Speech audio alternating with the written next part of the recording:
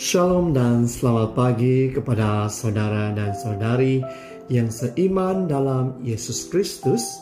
Bertemu lagi kita kembali di dalam bacaan Injil dan renungan singkat yang akan dipimpin oleh saya, Reverend Father Stanley William Matakin.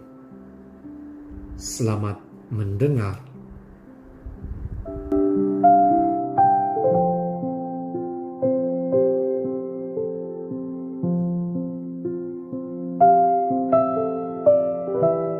Dan sekarang marilah kita mendengarkan pembacaan Injil untuk hari ini. Tuhan bersamamu dan bersama rohmu. Inilah Injil menurut keterangan Santo Yohanes. Dimuliakanlah Tuhan. Waktu Yesus bergantung di salib, di dekat salib itu berdirilah ibu Yesus dan saudara ibu Yesus, Maria, istri Klopas, dan Maria Magdalena. Ketika Yesus melihat ibunya dan murid yang dikasihinya di sampingnya, berkatalah ia kepada ibunya, "Ibu, inilah anakmu." Kemudian katanya kepada muridnya, "Inilah ibumu." Dan sejak saat itu, murid itu menerima ibu Yesus di dalam rumahnya. Demikianlah sabda Tuhan. Terpujilah Kristus.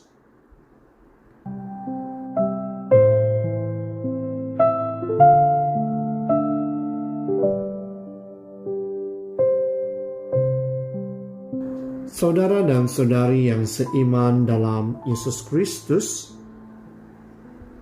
hari ini kita dapat melihat dan mendengar bagaimana Maria bersedih di atas apa yang telah berlaku terhadap anaknya Yesus yang dipaku di kayu salib.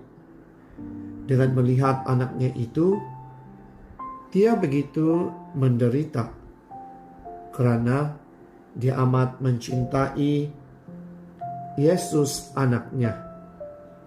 Dan saat kita merenungkan Maria berdiri di kaki salib Yesus, kita menyadari bahwa kita juga telah berdiri di salib orang-orang yang kita kasihi dan menyaksikan kesakitan dan penderitaan mereka.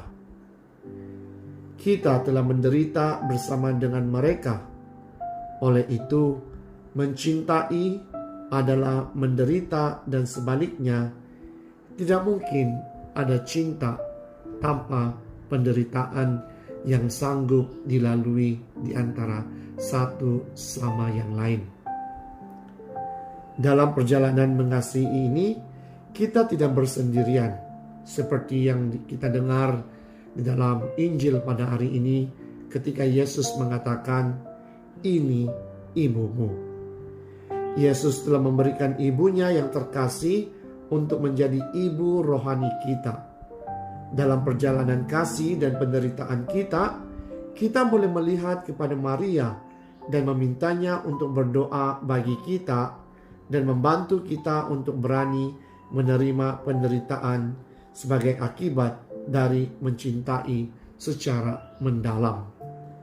Dan persoalan yang kita harus tanya dalam diri kita pada saat ini, bagaimana saya dapat membuka diri saya untuk menerima penderitaan yang tidak dapat dielakkan karena mengasihi orang lain. Dan semoga hari ini menjadi hari berkat bagi kita dan semua orang. Amin.